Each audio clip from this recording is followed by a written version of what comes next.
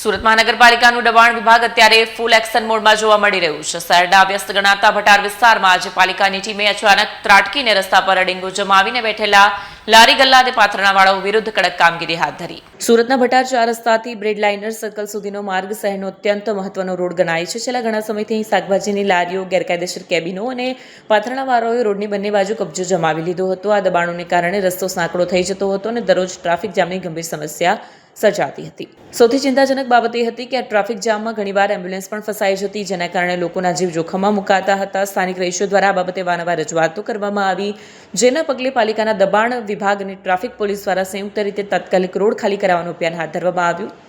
આ કામગીરી દરમિયાન સ્થાનિક કોર્પોરેટર હિમાંશુ રાહુલજી પણ હાજર રહ્યા. તેમણે દબાણકર્તાઓને કડક ભાષામાં ચેતવણી આપતા કહ્યું કે પાલિકા કોઈની રોજીરોટી છીનવવા માંગતી નથી, પરંતુ રસ્તાઓ રોકીને જનતાને મુશ્કેલીમાં મૂકવી તે જરા પણ ચલાવી લેવામાં નહીં આવે.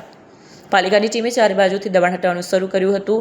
કુલ 4 ટ્રક જેટલું સામાન જપ્ત કરી પાલિકાની કચેરી ખસેડવામાં આવ્યું. આ કામગીરીને પગલે સ્થાનિક રહીશોએ રાહતનો શ્વાસ લીધો છે.